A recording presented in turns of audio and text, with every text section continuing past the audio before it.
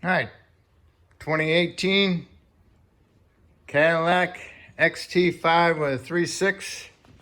I have a P0128 cooling fan races. All right, so it's going to replace the coolant temp sensor. Coolant temp sensor is underneath the intake. First thing you need to do is disconnect your negative battery cable, and you want to remove your upper air intake tube and baffle. So you got a 10 millimeter here. You got an 8 millimeter clamp right here in the back. Put some lube around it to help slide it off. Remove this vent tube. You got to push it up to remove it. Okay, and you got an 8 millimeter clamp right here. Goes on throttle body. Put a little bit of spray around to help remove that. Then you got a bunch of screws going around the air filter. Need to remove them also.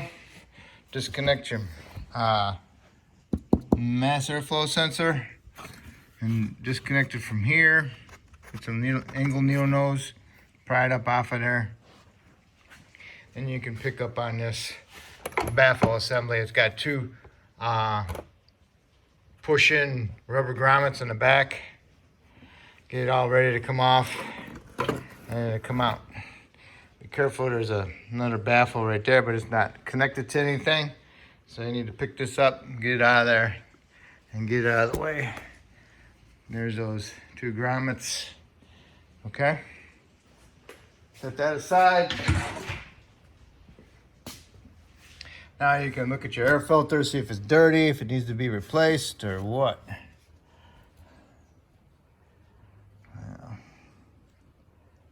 If it was mine, I'd replace it. Now's the time you can vacuum out your air filter box, get all the dirt and leaves out of it. All right. So now we need to remove is the upper intake. Okay, you need to remove this plastic cover. So, you got your, gosh, I don't even remember the name of these things anymore. I'll call it a map sensor. Need to remove the map sensor. Got these two connectors. Got a connector here. Pull back the red lock. I stick a little pick in there and I lift up the little clip. Same thing for the evap solenoid right here. Unplug that. Get a pair of angle nose, needle nose, go below and squeeze the little tits together and then pull it up out of there. Get it out of the way. Then you want to take this thing, you want to push it all the way down as far as you can push it, and you can pull it off the evap sensor. Then you can remove the evap sensor if it's got a 10 millimeter bolt holding it on there. Pull it out of here. And you got 4 of these T25s. Got one. That was one there, and one there.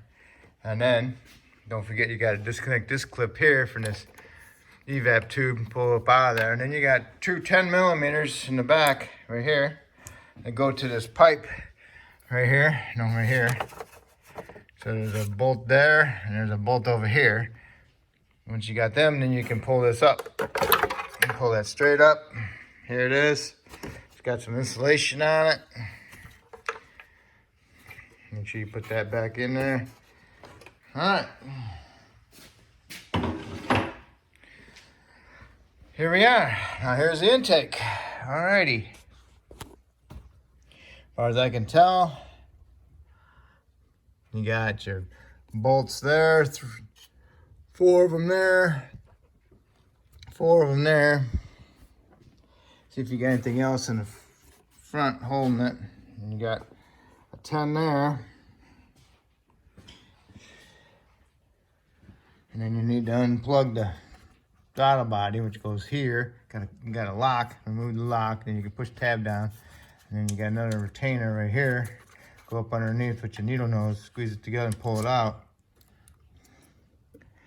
And I don't think you have to remove the throttle body, but we'll find out.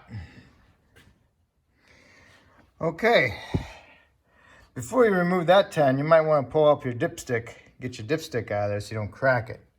All right, and you got your 4 bolts here, and you got your 4 bolts there, and it's loose. But before you actually remove it, you want to take your blowgun and blow it around here, blow some dirt up around, blow the dirt from up around on there so it doesn't fall down in your intake ports when you remove it.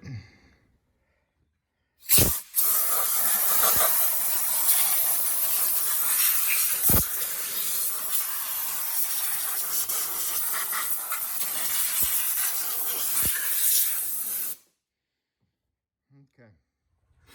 All right, there it is. There's your gaskets or seals. Had a little bit of dirt in there.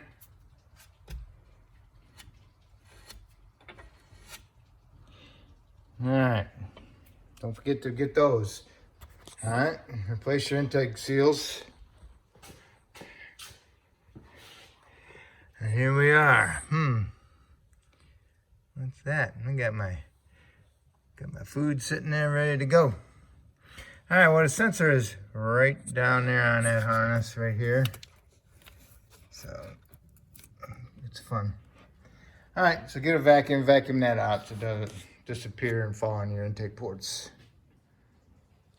I removed this piece of foam. I took this breather tube off. And we gotta push the thing as far as you can push it. Push this up out of the way. Get a little bit more room. There's the sensor. It's got a red lock on it, so I gotta lift that lock up, and then I gotta push down or go up underneath with a pick and undo that connector. Try not to break it.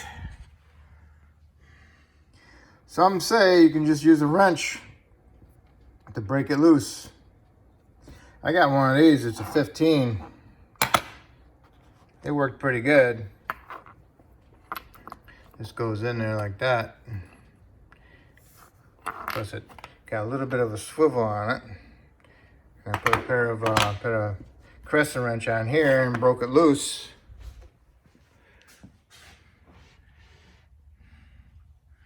So it goes right down in there. Just like that. See if you can see it better. Turn my light off. Hold on. Nope. Didn't make it any better, but anyway. I can just turn it with this. That's how I broke it loose. And now you can get down in there with some needle nose and get inside the end of the connector and twist it and turn it and pull it off. Yeah, there it is. See it? This goes in there. Swivel. There we go. Get right on it. Boom. Twist it. And it goes like that. I didn't try needle nose yet. But before you take it all the way out, release the pressure on your cap.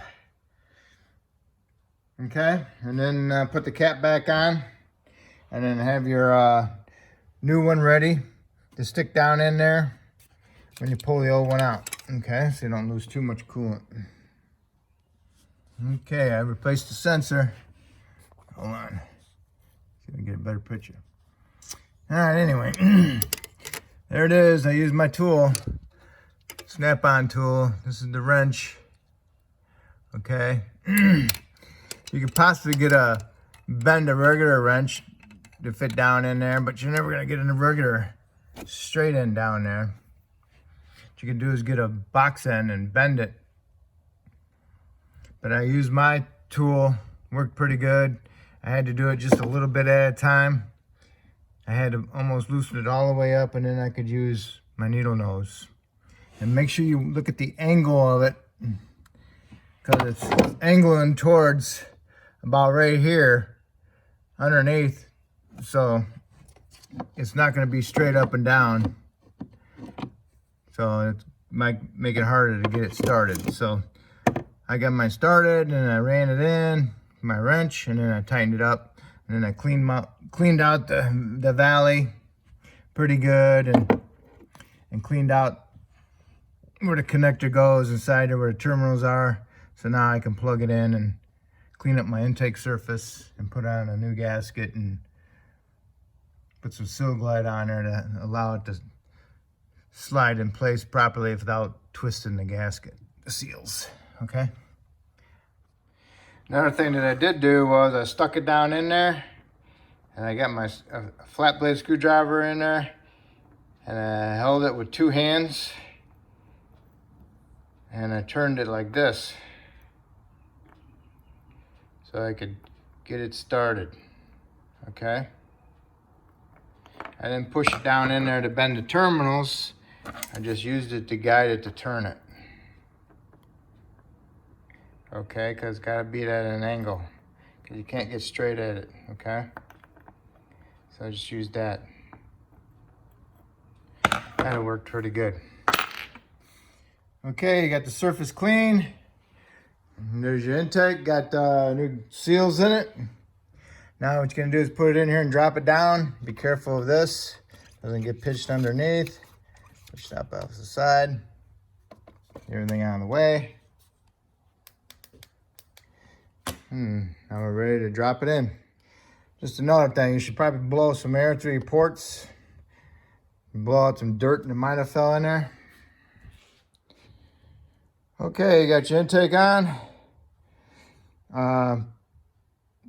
Snug up the 4 bolts, the other 4 there, a total of 8. Snug them up. Get that one in there, get it snugged up. Start them all by fingers. And then you need to torque those 8 to 17 foot-pounds to the crisscross pattern. Plug in your vent right here. And then we're ready for our felt and our cover.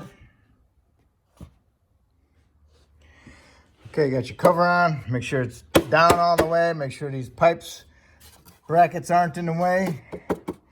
Make sure you can see the threads that are bottomed out for the cover. Put your screws in there, the T25s. Snug them up. Put your sensor in there. Put some lube on your O-ring. Snug that up. Put some lube on your O-ring for your evap solenoid. Put that in there. Snug up your little 10. Put your 2 bolts in for that coolant pipe. Snug them up. Put your connectors in. Put your evap hose on there. Clip that in. All right. Dog body's plugged in. All right. So now we're ready for our air induction tube.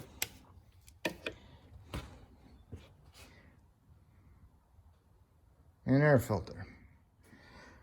Okay. Put a little bit of lube on the inside of your tube and on the inside of this tube, and a little bit of lube on your grommets. So now what you want to do is you place this on top of there, get the throttle body started first, line this up with the hole. Once that's lined up, then you can push this down and that down, get those in the grommets, push this tube on, push the breather on, connect your connector for your mass airflow, line up your air filter assembly. Now you can tighten up your screws, tighten up your clamp, and put your dipstick back in. And now you can start it up and put some coolant in it and double check it and make sure it has no leaks and has heat. Okay, and now we'll complete it. All right, so don't forget to tighten up your screws and your bolt. All right, and that's how you do the temp sensor. If I helped you out with this video, hopefully you can help me out by subscribing. If you already have, I appreciate it and I want to thank you. All right, you got your coolant in there. Now don't forget to connect your battery back up, okay? Has to be the negative. All right.